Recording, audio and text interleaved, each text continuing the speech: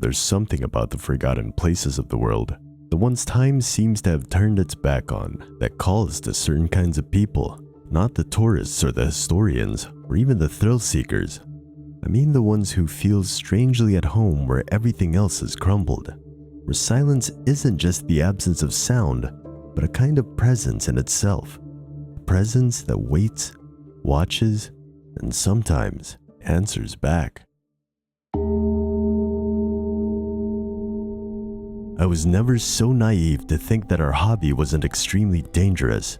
In fact, deep down, I had settled on the prospect of it killing me one day, but I would never have guessed that it would be like this. After being irretrievably lost on the dusty, untraveled roads of Death Valley for hours, we finally came across signs of civilization. Some little unincorporated town. Not our destination, but it's a place with a name. Somewhere we can point at the atlas to get our bearings. It was my fault for making Jim the navigator anyway. It's not that he's bad with directions, it's that he's bad at relaying the information to me, the driver. He'll read ahead on the atlas to himself, and then just watch out the window as you pass turn-off after turn-off. Short attention. No, doing what we do, you need to have a good sense of direction. When you find yourself in a spaghetti bowl of tunnels 900 feet beneath the earth's, you can't afford not to. We first started exploring abandoned mines when we were kids. Jim's folks owned property that had one on it. It wasn't a big one. It only went in about 40 feet and collapsed beyond that. Nonetheless, we'd spend all day in that hole. Since then, we've explored about 17 other mines for nothing other than the thrill and the history. I'm gonna stop at the station and get something to drink and stretch my legs a bit before we head to the mine, I said. As soon as we got out, Jim was already snapping pictures of his brand new 1996 Ford Bronco against the desert backdrop. He always had that Polaroid camera around his neck to document our travels. A bell on a chain jingled as I pushed the door to the nameless gas station open. It didn't have many options as far as drinks went. I figured they probably only stocked what the few people that inhabited this place drink, since there's no way anyone from out of town was going to find this place, except us. I got a bottle of water. When I got back outside, Jim was staring at the window of the store with a stern but concerned look on his face, like he was trying to solve a riddle. "What's up?" I asked, turning to see what he was staring at. Missing posters. Most of them kids, but some adults. 12 of them. "How the hell do you have this many missing people in a town of what, 800 people?" Jim said. "I don't know. And why do you think they need these posters? You'd think everybody in town would know about this." I stepped closer to the posters to read the details. Missing from Mahogany Flat Campground. Last seen Wild Rose Campground. Abandoned RV found on Nevada State Road 160. They're from all over the area, not just this town. Mostly campers. "That's crazy. There's so many. Serial killer maybe?" "Maybe. I don't know. Campers get lost all the time," I shrugged. "Let's get going. We need to find the mine while it's still light." I started walking back to the Bronco as Jim lifted his Polaroid and snapped a picture of the window. Entranced, he looked up and down from the photo of the window for a few seconds more before pulling himself away from it. Pulling off of one unpaved road onto another more primitive one, we figured we were nearly there. Of course, we didn't get the property owner's permission to come poke around out here. People are too afraid of liability these days. We did post a risk of wasting time, however.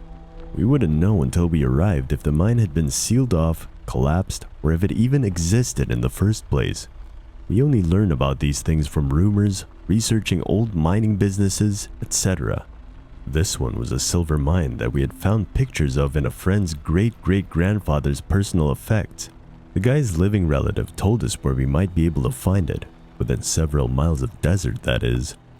It wasn't long before we saw the headframe standing like a skeleton on the hill. Headframes are used on a specific type of mine, a vertical shaft.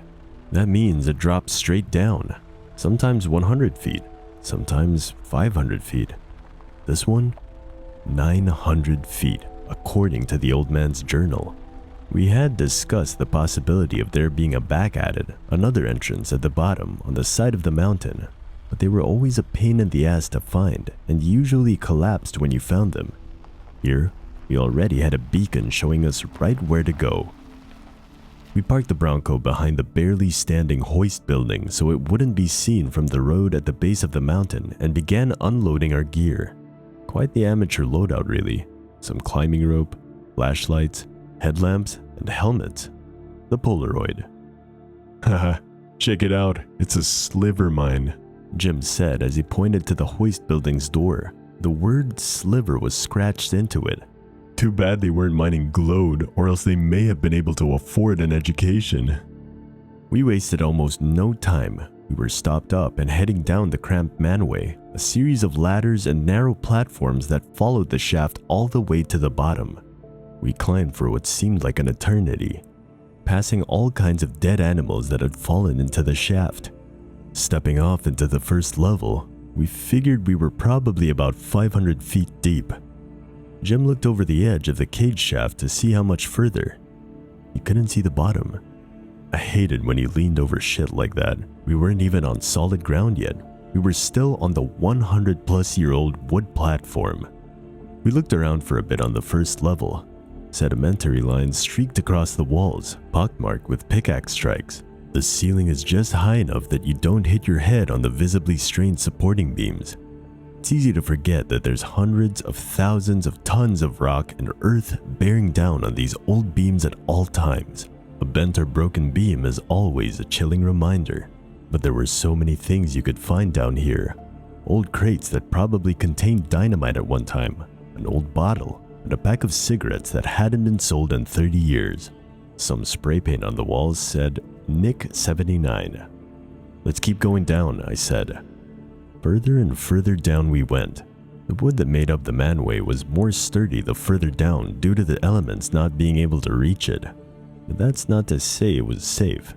This whole thing could come down at any second for no other reason than we spoke too loud or one of us sneezed or something.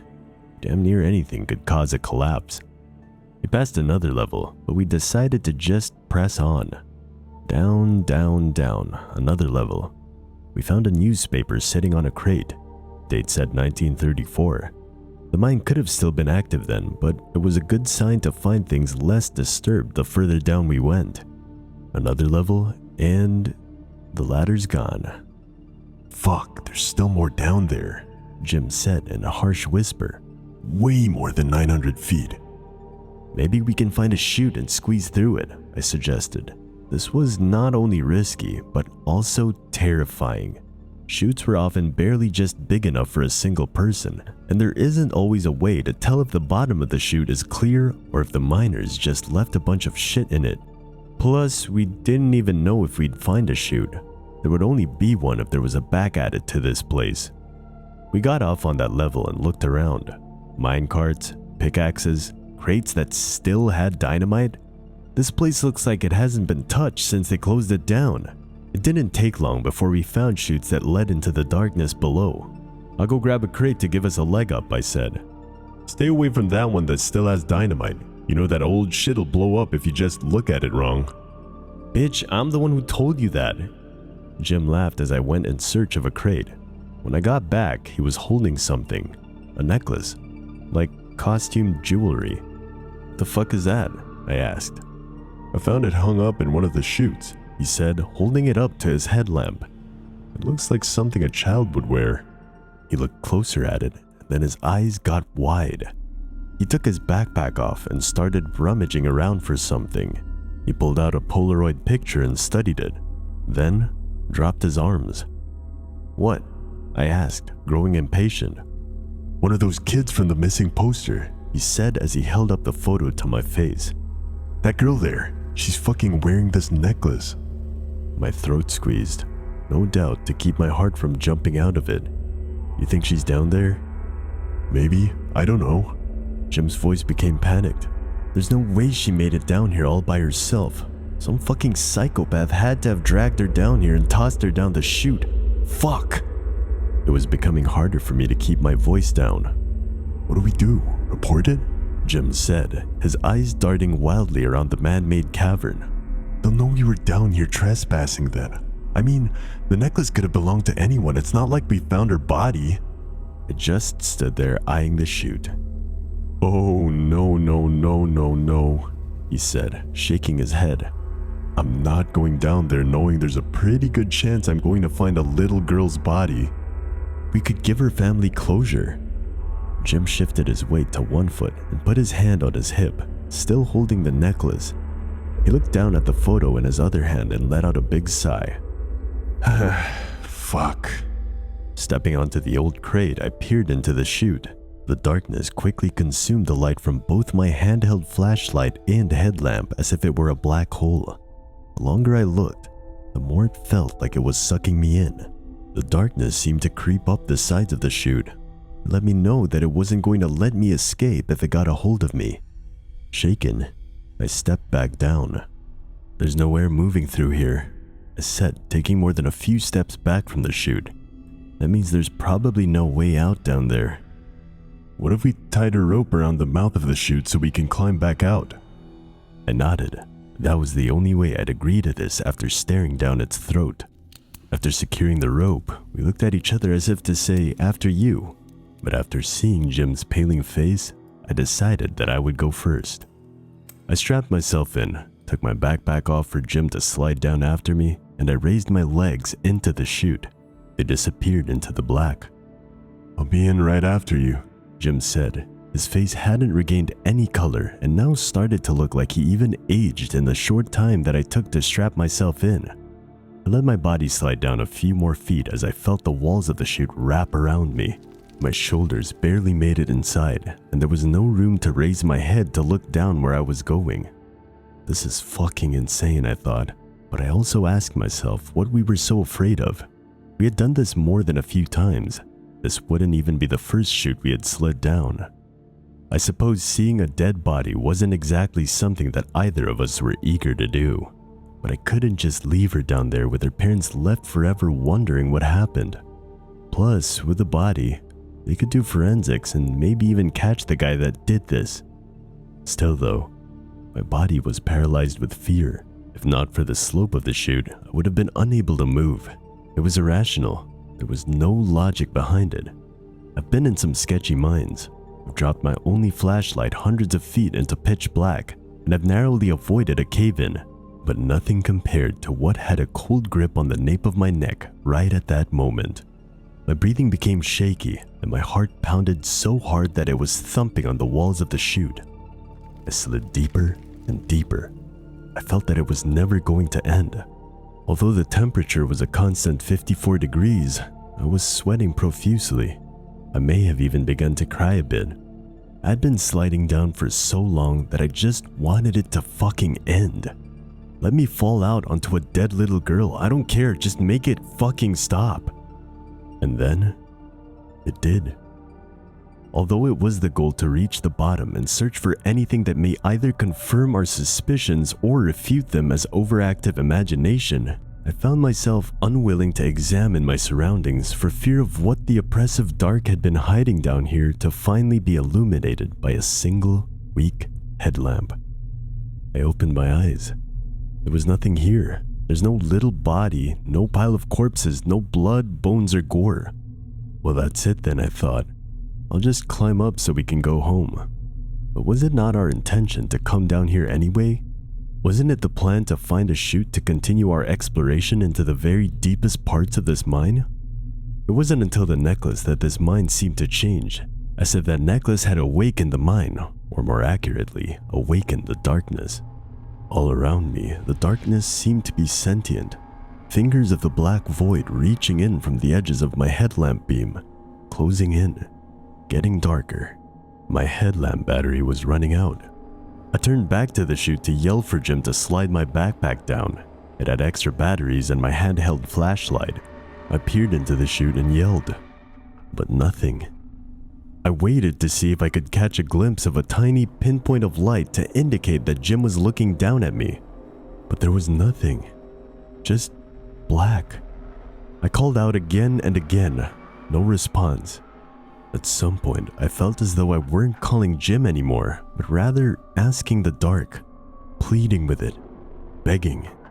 Just when I thought the blood in my body would surely begin to dry up, I heard something coming down the chute.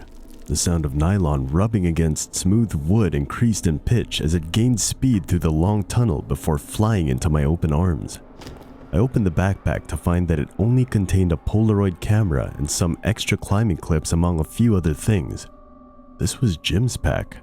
Mine had extra batteries and Jim's had the rope, which was being used as my safety line Another sliding noise. The rope began gathering at my feet. That was it. There was no way back up the chute. It was far too narrow and steep to climb. It was going to be difficult even with the rope, but now, using the chute was impossible. I yelled again for Jim, I screamed for Jim. Nothing. What was happening? Had Jim planned this all along? Had he planned on getting me somewhere I couldn't escape and leave me to die? All that bullshit about the necklace. I ate it up and then all too willingly allowed myself to go first. What was his motivation? Why would he do this? If I ever make it out of this place, I'm going to fucking strangle him. Strangle him and toss him down this chute. See how he likes it. The fucking asshole. No. I had lost myself in that moment. For that moment, I had forgotten who Jim even was other than a target for my anger. Anger being a byproduct of the immense fear that I find creeping in on me in all directions. Something must have happened to Jim. Never in a million years would he purposely do something like this to me. Would he? I turned off my headlamp to conserve what little battery it had left. The darkness slammed shut on me. At that moment, I was ensnared by it, as if the darkness was so powerful that I could actually feel it on my skin all around me. I sat there in absolute black to gather my thoughts. I was at a complete loss of what to do. There was no ladder that connected this level to the manway of the upper levels, and there was no way up this chute. I had about 3 days left, I figured. In 3 days, I would die of dehydration. I stood up and began walking, slowly, hand feeling along the cold stone wall, easing my foot out step by agonizing step. The absolute darkness made the space seem both smaller, more enclosed, but also more vast. I felt as if I reached my hand out, I would not be able to feel the other side of the tunnel. Sometimes I could, but other times it was just cold, empty darkness. It was no use. The tunnels and walls just seemed to go on forever, and my heart raced with every unsure step that I took. The ground was becoming less even, and debris seemed to have become more prevalent.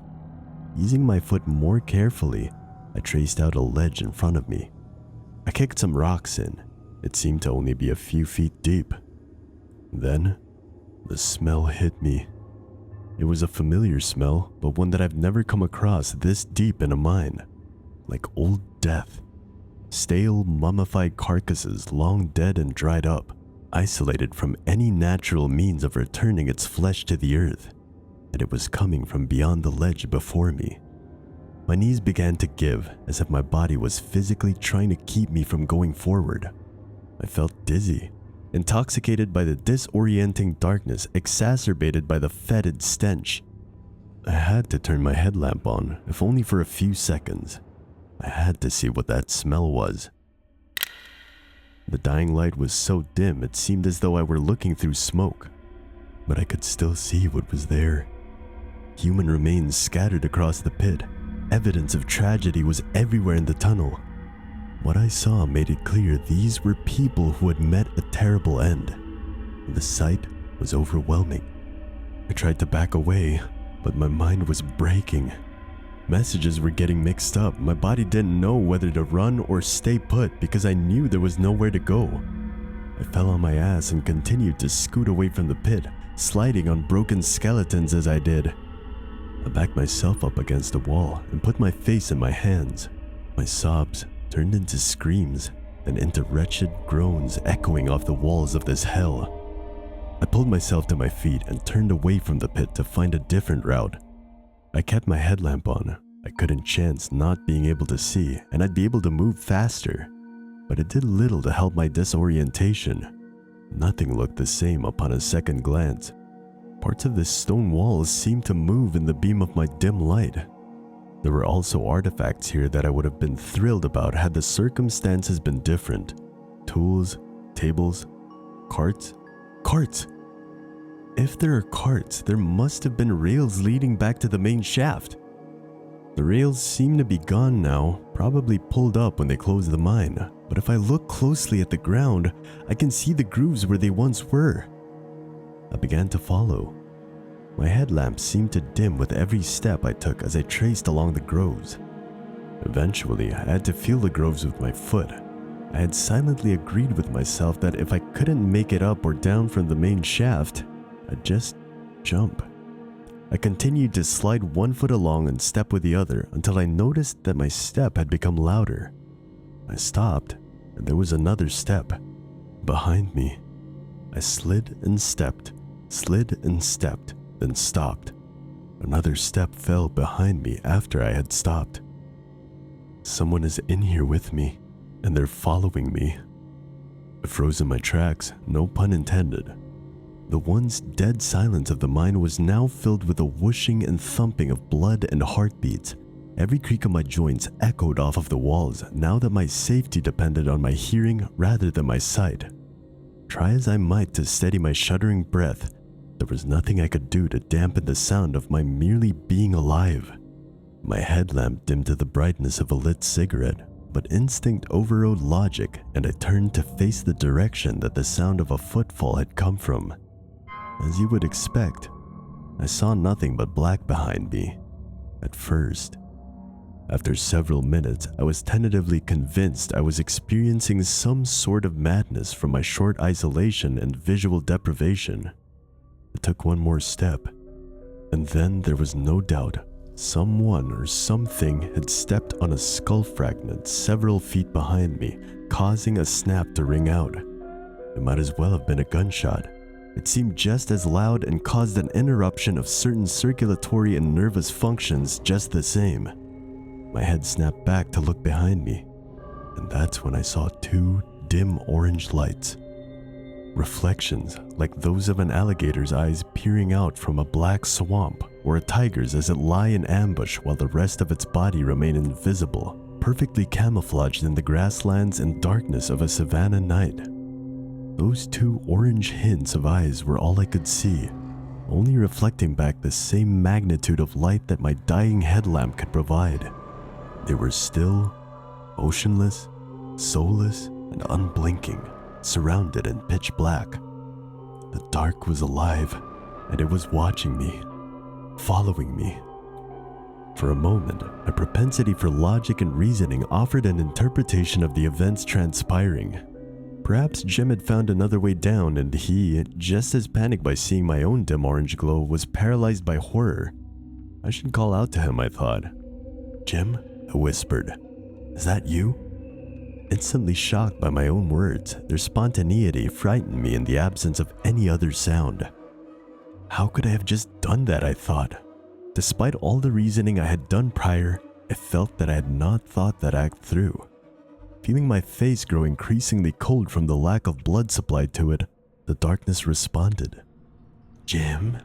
A whisper, raspy and dry, as if from wind blowing through dead trees. "Jim? Jim? Is that you? Jim? Is that you? Jim? Jim? Is that you? Is that you?" The voice seemed to me wholly unnatural, uncanny, and immediately triggered some sort of vestigial response in me. A response that made all of the events, details, and circumstances leading up to this point suddenly important to me. I was several hundred feet below the Earth's surface in pitch black darkness, surrounded by hundreds of dismembered bodies in an enclosed space shared with some abominable diversion of what I understood of the natural world. And nobody even knew I was down here. I would die if I didn't act soon. "Is that you? Jim? Jim? Jim? Is that you? Jim?" The whispers continued. I ran, no longer concerned with the direction of tracks. I resolved to running anywhere walls would allow. Arms stretched out in front of me, I ran blind, with footsteps following behind me, now demonstrating the fall pattern of a four-legged creature, growing closer, closing in. This was it, I thought. Glancing back yielded nothing, not even the orange reflections. My headlamp had completely died, and I would be soon to follow suit. I succumbed to hopelessness. There was nothing I could do. There was nowhere I could turn. Cut and bruised from running into walls, dazed from cranial impacts from overhead beams, sick from the smell and unable to see, I was only prolonging my own demise and torturing myself with a constant rise and fall of hope. I stopped running, and so did the other footsteps. Out of breath and dizzy, I struggled to comprehend what was happening. The termination of pursuit was completely unexpected. Completely surprised by my own resourcefulness, I remembered that I was in possession of Jim's Polaroid camera.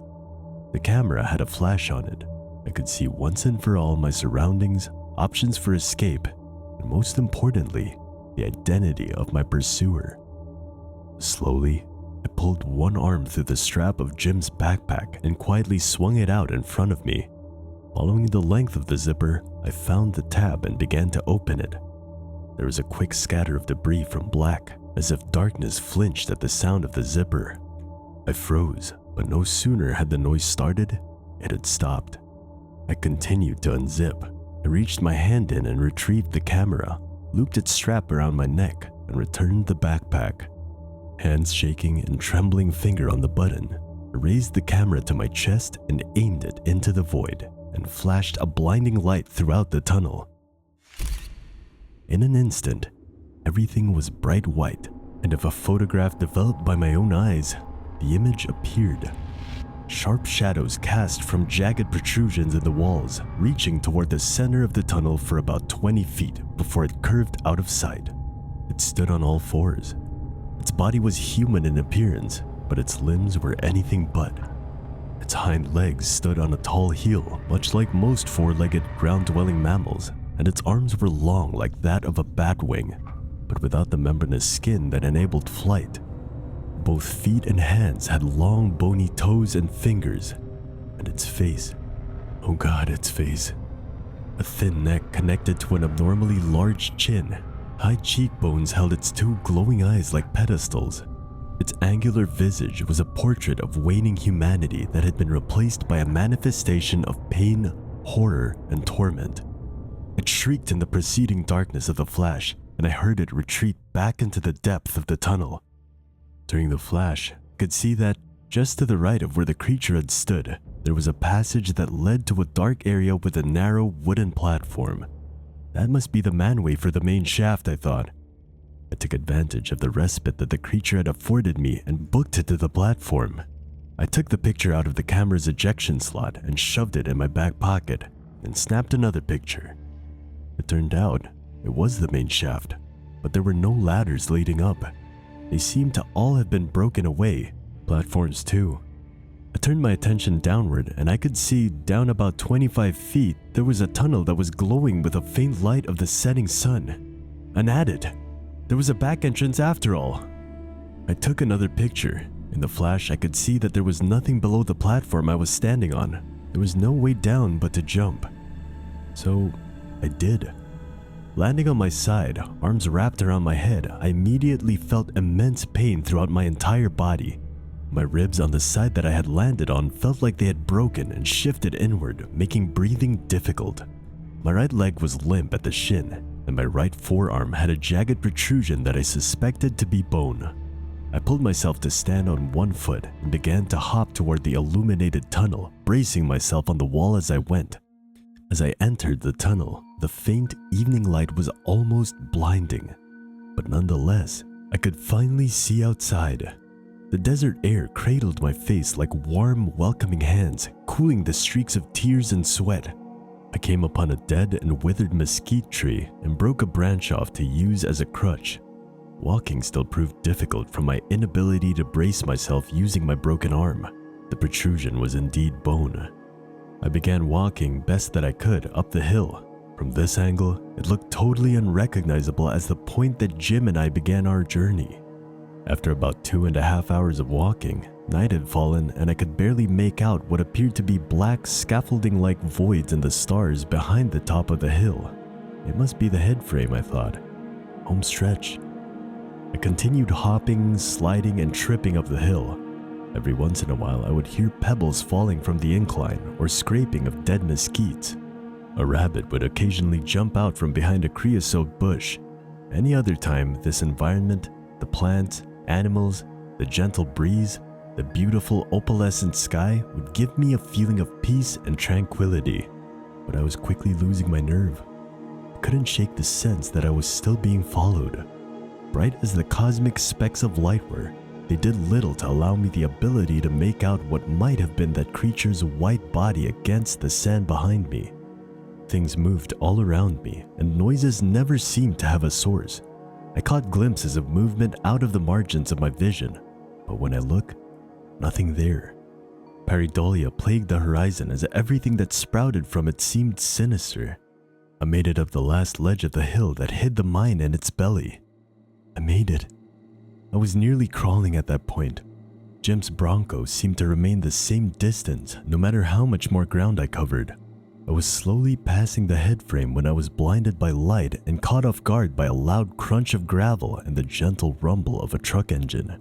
I put my hand up to shield my eyes and then collapsed. I heard the truck door open. "Hey, are you all right?" A man's voice said as he approached me. He was silhouetted in front of his headlights. I couldn't answer. I was too weak and thirsty. "What the hell are you doing on my property?" The man asked before taking a closer look to see that I was wearing a climbing harness and headlamp. "You was in the mine, wasn't you?" I nodded. I... You must be crazy to be jumping off into there by yourself at night. Not alone. Jim. There's someone else in there? I nodded again. But there's something else. There's something in there. I reached into my back pocket and pulled out the picture. The man reached down and took the picture and studied it for a moment. "Does anyone know you're out here?" I looked up at him to see if I could make out any expression that would indicate what he intended by that question. I couldn't. He put the picture in his pocket and knelt down in front of me. "That thing's got a name." He paused to look and nod at the valley I had just trekked from. "It's Sliver." No sooner had he said that, I felt my whole body being jerked away as if I had been tied by the ankles to a bull running full brake. The beams of the truck's headlights got smaller, and the man stood up and watched as I was dragged away, kicking, flailing, and screaming. The metal bars of the headframe flew past my head, reaching for them to no avail. Then, I was in the shaft, violently grasping the air and the earth, and desperately shrieking, watching as the window to the opalescent sky got further and further away, darker and darker, until it finally went black.